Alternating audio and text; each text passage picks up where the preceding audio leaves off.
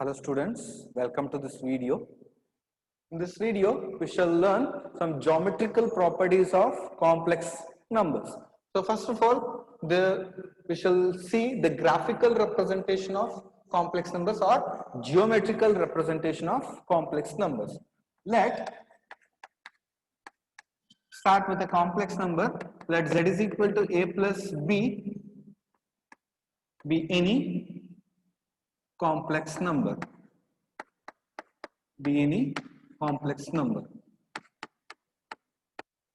The question is, how can I represent this complex number geometrically or graphically, right? So for the real numbers, we mark all the real numbers on a single number line, right? So 0, 1, 2, 3, so on, and all negative values to the left of the 0. So we'll mark all real numbers on single number line and we'll call it as real number line. Real number line.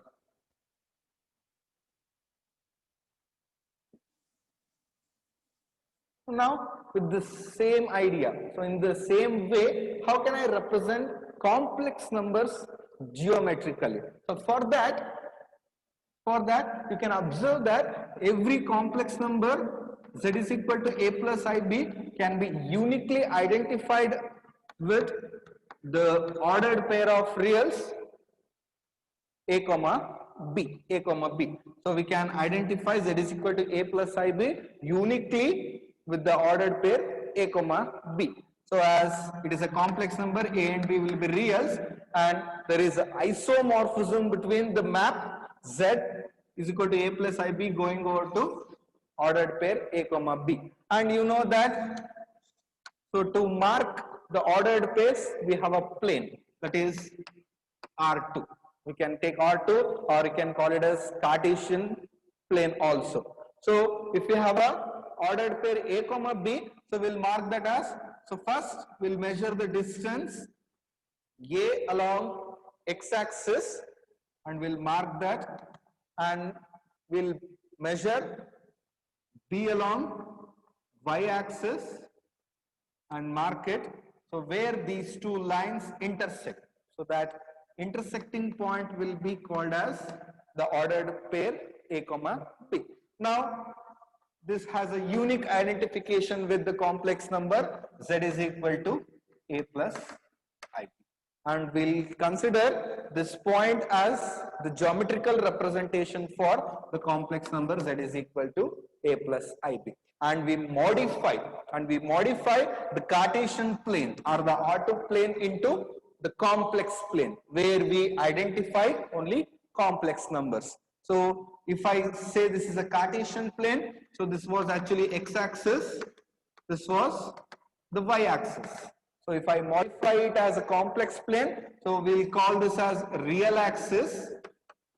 It has real axis because, so this line, on this line, the real part of the complex number varies, and this is called imaginary axis, as the imaginary part of the complex number varies along this axis.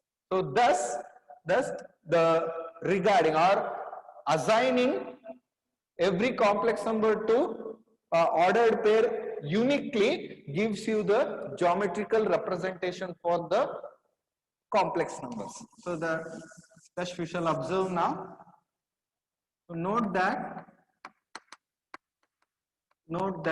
the complex number z is equal to a plus ib can be uniquely identified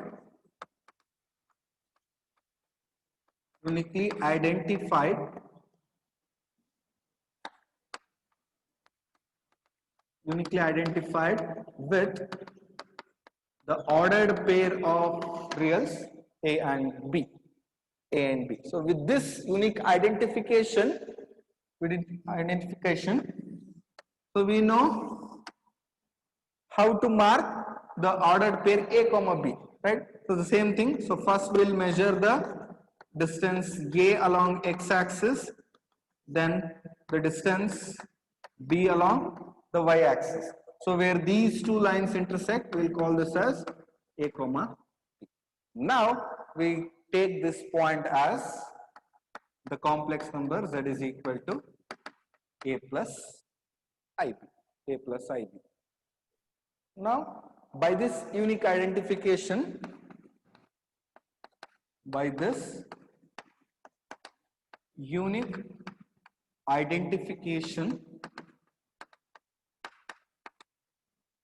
we can represent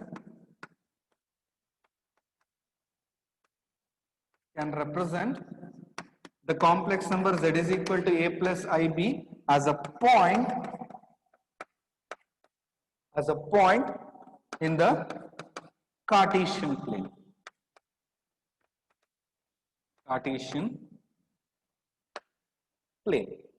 In this Cartesian plane, so for our convenience, so we will rename the x-axis as, so initially it was x-axis, so we will rename it as real axis, and this is actually y-axis, and we will rename it as imaginary axis.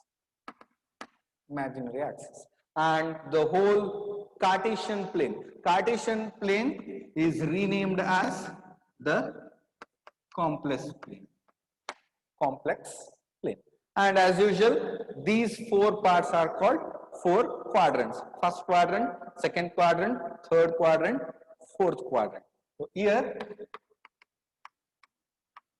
x-axis is renamed as the real axis, y-axis as imaginary axis, and the whole plane, the whole Cartesian plane is called as the complex plane.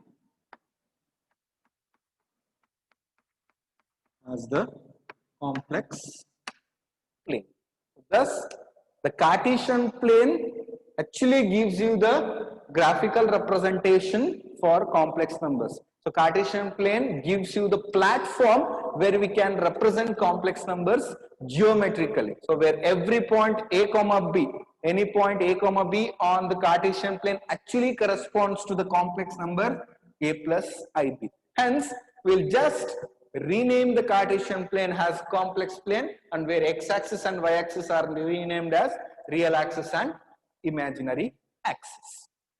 Further, for any complex number z is equal to a plus ib.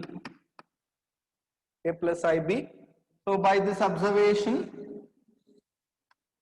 so a plus ib can be identified as the point a comma b, right? So suppose it is here.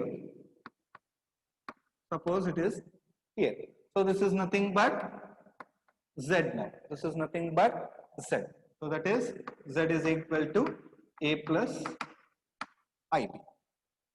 Okay, now what will be z bar? So if z is equal to a plus ib, z bar, its conjugate will be a minus ib. So this is the point a comma b, that is, so this distance is a, this distance is b. Now we have to mark a minus b.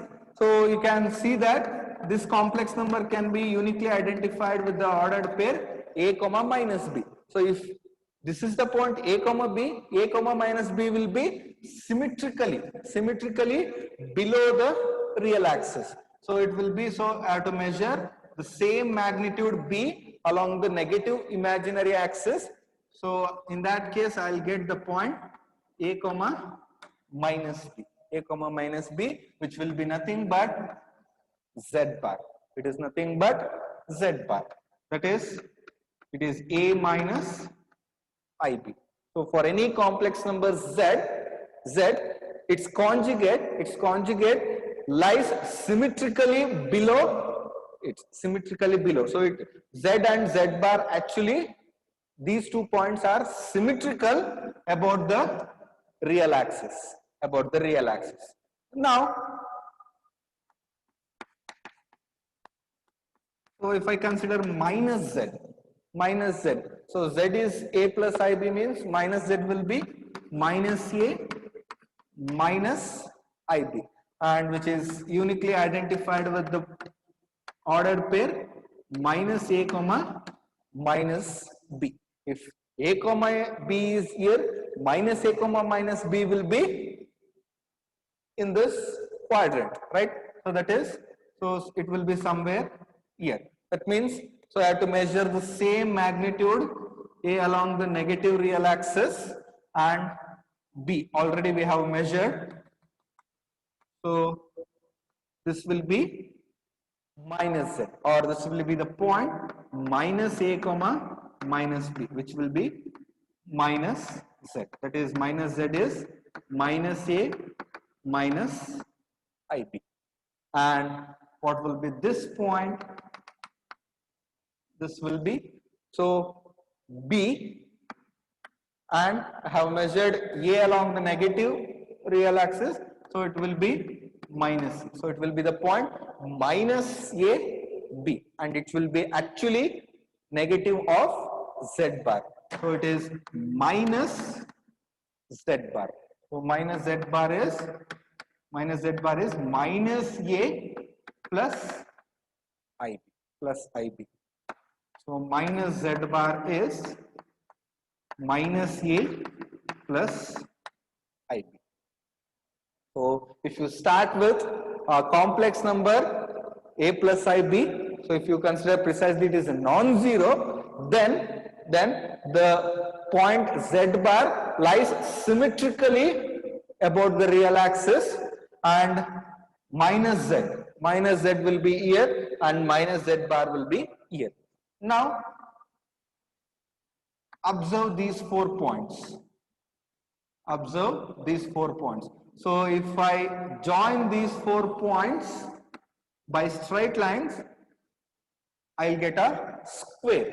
I'll get a square because all these sides are equal. All these sides are equal, and such that the square is symmetrical on imaginary axis also and symmetrical on real axis also. So the points Z minus Z bar minus Z bar are the vertices of a square, which is symmetric about both the axis, imaginary axis and the real axis. So just have to note these points.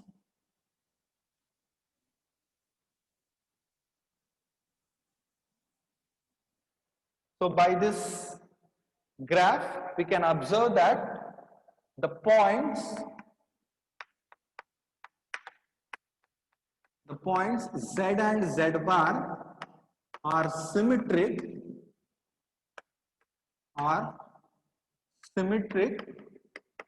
about the real axis, right? Z and Z bar are symmetric about the real axis, and further the points, what are those? Z minus Z bar minus Z and Z bar. So I have taken those in anti-clockwise order. So Z minus Z bar minus Z and Z bar are the vertices of a square,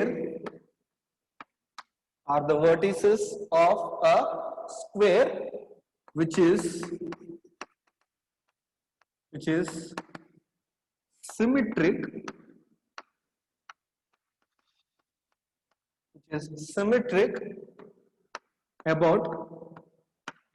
about both the axes.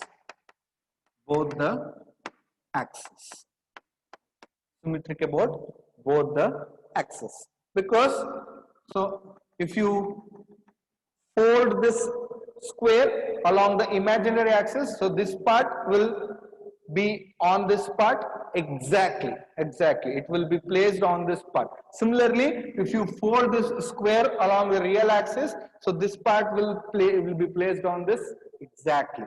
So this square is symmetric along imaginary axis and the real axis also. So this is basic geometrical representation of complex numbers in the complex plane. Now we shall move on to addition of complex numbers geometrically. Already we have defined addition of complex numbers analytically, right? So based on the formula. Now we shall see, or now we shall add complex numbers geometrically. So the next concept is geometric addition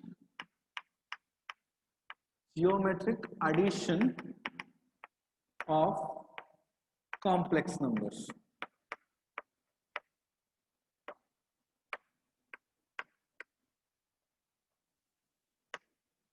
Already we have a method to add complex numbers, which is algebraic method. So for a given two complex numbers z1 with x1 plus iy1 and z2 to be x2 plus iy2. So what is z1 plus z2? Z1 plus Z2 is x1 plus x2 plus I into y1 plus y2. So this is the definition of addition of two complex numbers. So we shall define an analogous method, or we shall define analogous definition for addition of two complex numbers geometrically. So using the geometric idea of complex numbers, we shall define their addition. So under this idea, we can visualize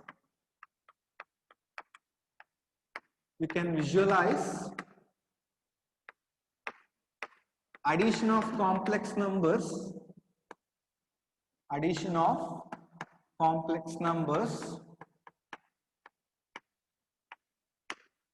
geometrically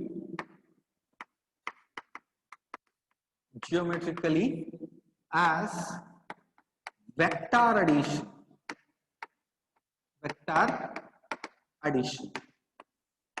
So actually geometrically, so addition of complex numbers is nothing but addition of vectors. This is because, so now if I come to the geometric idea of complex numbers, so given a complex number a plus ib, so it can be considered as a point in the plane a comma b, and this will be considered as a complex number z, right? And the length of the line joining the origin and the point, so this is the origin, that is the zero complex number. So the length of the line joining these 2 points will be the modulus of the complex number, that is square root of a square plus b square, so which actually follows by the distance formula. Now so each complex number z is equal to a plus ib on the plane can be uniquely identified as a vector from the origin to the point z is equal to a comma b, or z is equal to a plus ib. So with respect to some direction, and the direction is given by the argument value, that is the angle between the line joining the points origin and the point and the real axis. So this line has both magnitude and also some prescribed direction, so it will be considered as a vector. So if I start with the complex number z is equal to a plus ib, so first I can represent it as a point, z is equal to a comma b. Now join the points origin and a comma b, then the length of this line will be modulus of z. And now it has, this line also has some prescribed direction, and the direction is given by this angle. And what is phi actually? It is the argument of z. The angle made by this line with respect to real axis is called argument of z, and that argument of z actually gives you the specific direction to this line. So this line has both magnitude and direction, so it will be a vector, and we shall name that vector as z. So the point z is equal to a comma b is uniquely identified with a vector, so whose magnitude is modulus of z. So with this identification, that is every complex number on the plane is identified with the vector. So addition of two complex numbers will be nothing but addition of two vectors. And you know how to add two vectors on a plane. So if you have two vectors, say this is vector A or vector B here.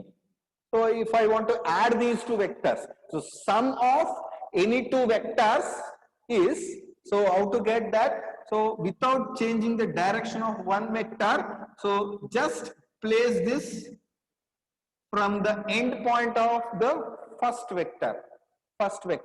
That means take a continuous vector joined by A and B without changing the direction. Then the vector from this point to this point.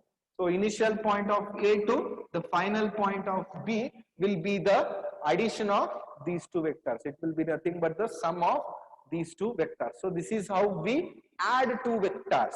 So to add two vectors A and B without changing direction, we'll place one vector to the end of the first vector, and the vector starting from initial point of first to the final point of the second will be the sum of the given two vectors.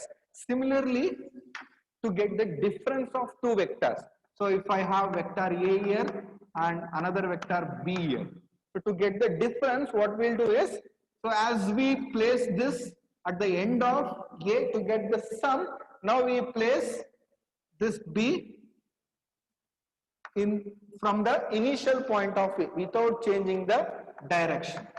That means you have to start both the vectors from the same point. Then the vector joining the end points of these two vectors will be nothing but difference of these two vectors. So this is the addition and subtraction of two vectors.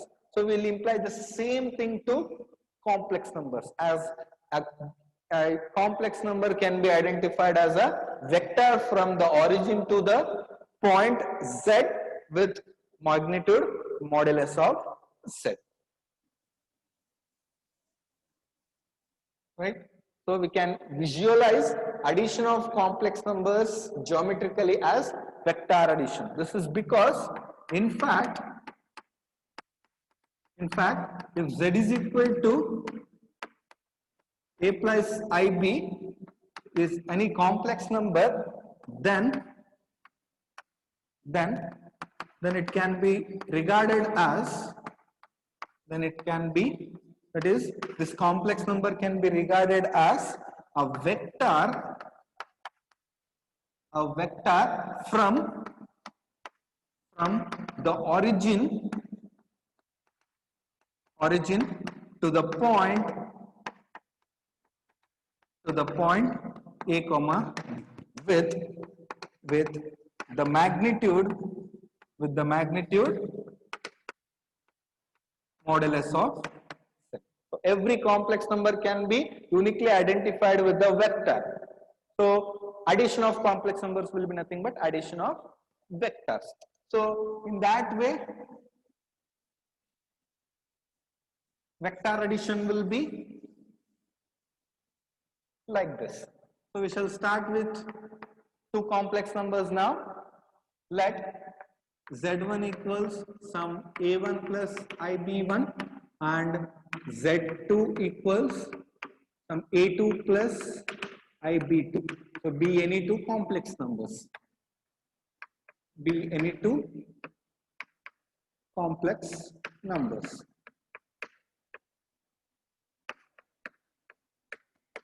Right.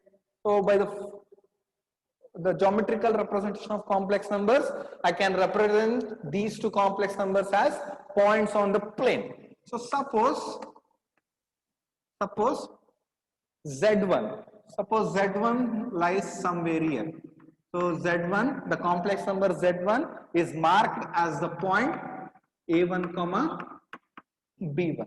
Similarly, suppose Z2 is marked as the point A2 comma B2, and if it lies here, now the line joining the points, the origin and the point Z1 is a vector, and similarly the line joining the points origin and the point Z2 is also a vector. So these two are vectors.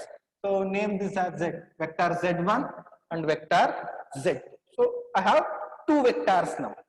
Two vectors. Now to add these two vectors, what I have to do? I have to place one vector to the end point of the other without changing the direction.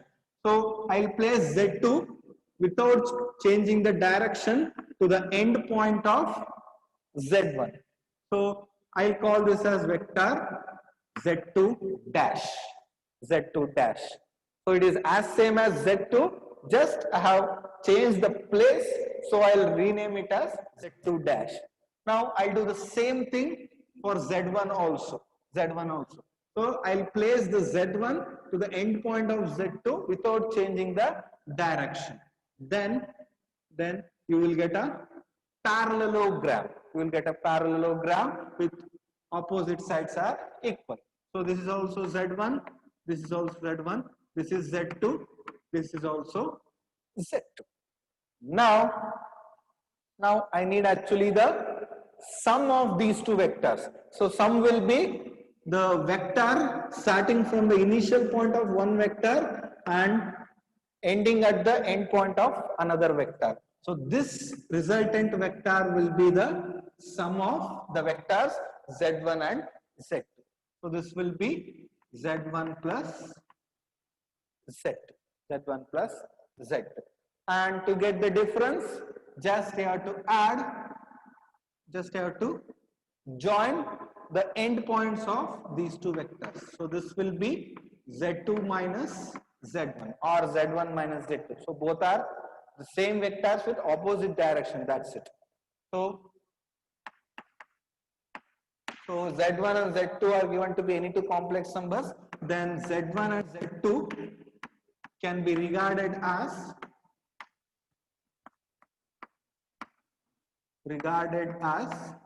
vectors. They can be regarded as vectors. Now you can identify the vector Z2 starting from the end point of Z1. Now the vector Z2 can be identified as the vector with initial point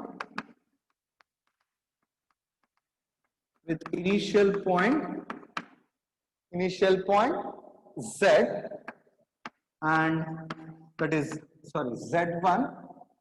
Z1 and end point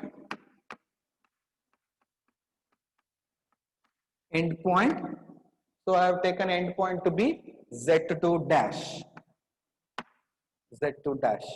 So if you are not recognizing the figure, you can draw it some little more bigger. So this is the vector Z1. So this is the point Z1 with ordinates A1, B1.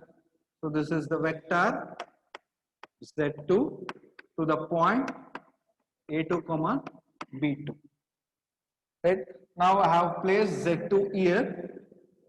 So this like this. So just have copied the vector Z2 and starting from the end point of first vector, which is Z1, and its end point is taken as Z2 dash. Similarly, I have copied the vector z1. I am starting from the endpoint of z2 and it will end here and here. Now to get the sum, we have to join these 2 points. So this will be z1 plus z2. And if I join the end points, so then it will be z2 minus z1 or z1 minus z2. z1 minus z2. Okay, now z2 can be identified as the vector with initial point z and the final end point z2 dash. Then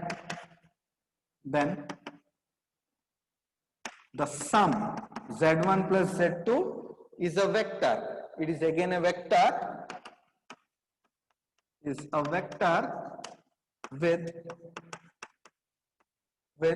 the initial point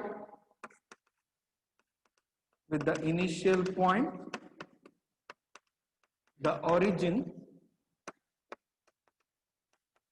and the end point z2 dash. Endpoint z2 dash.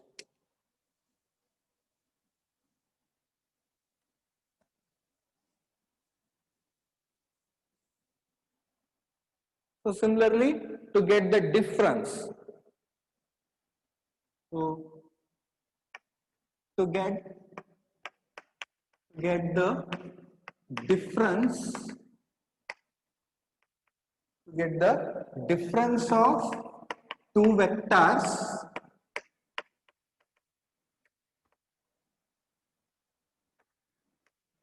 we have to start them from the same initial point.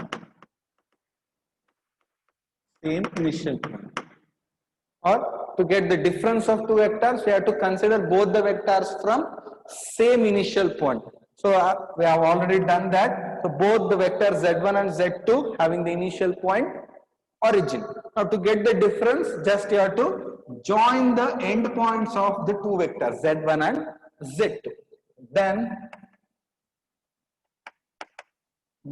the difference of z1 and z2 is a vector joining the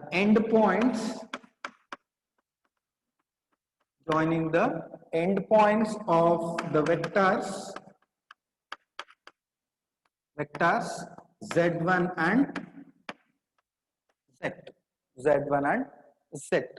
So if you join the endpoints of z1 and z2, you will get the difference of the vectors z1 and z2. So the line joining these 2 points is nothing but the difference vector, and its modulus is nothing but that is the magnitude. Magnitude is nothing but modulus of z1 minus z2. So with the magnitude modulus of z1 minus z2. Modulus of z1 minus z2. Okay. Now we shall derive some geometrical ideas from this. Now this is a triangle.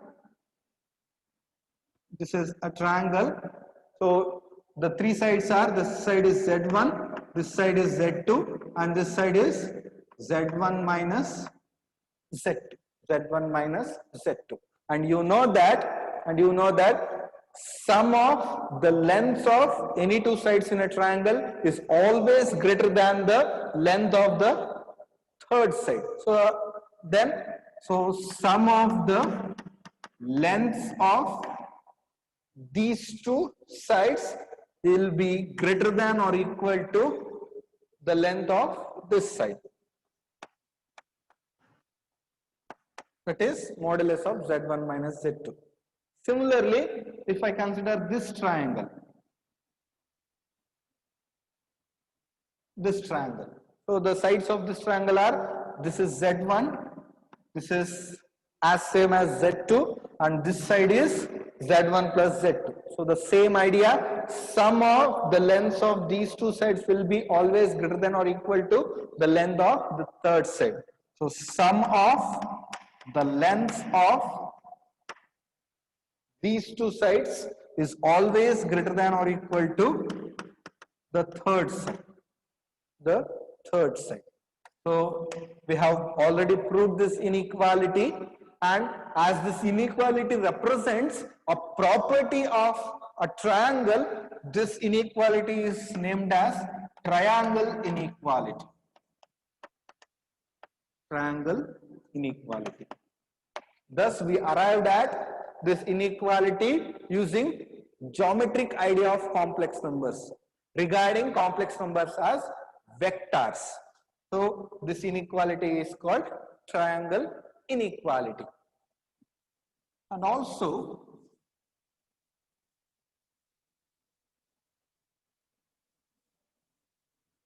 so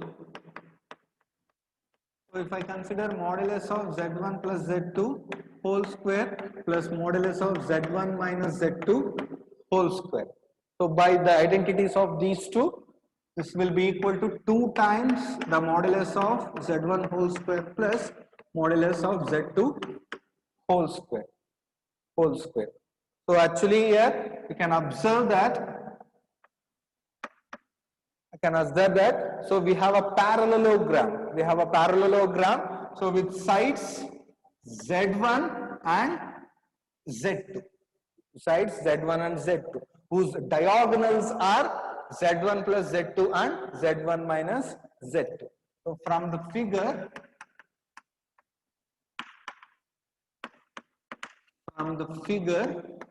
so we observe that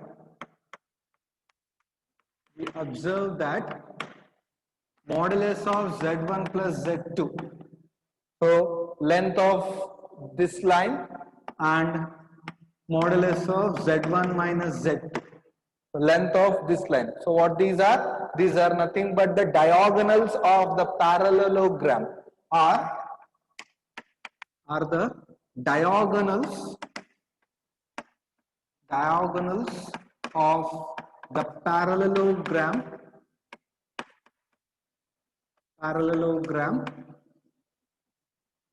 with sides Z1 and Z2.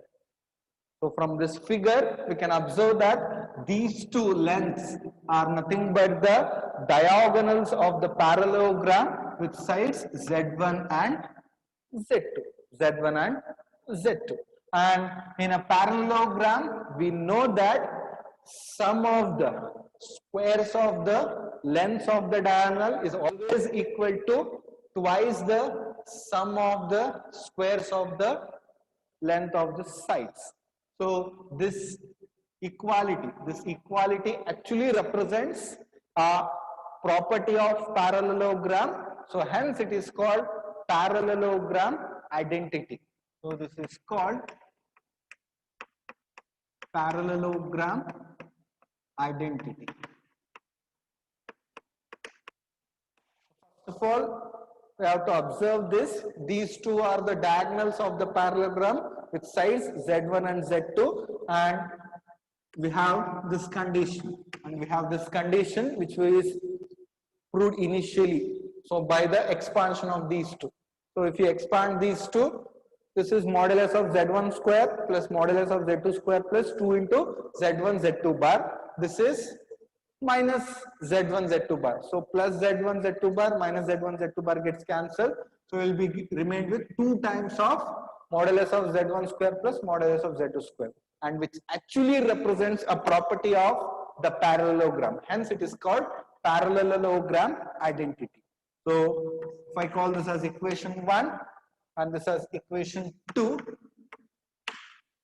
So by the geometric addition of two complex numbers, regarding those as vectors, we got two important results regarding geometry of triangle and parallelogram. The first one is the triangle inequality, that is sum of the lengths of any two sides in a triangle is always greater than or equal to the length of the third set. Hence this is called triangle inequality. And similarly, in a parallelogram, sum of the squares of the lengths of diagonals is always equal to twice the sum of the squares of lengths of the sides, so which is called the parallelogram identity. So in this video, we discussed about geometrical representation of complex numbers and addition of two complex numbers regarding as they are vectors.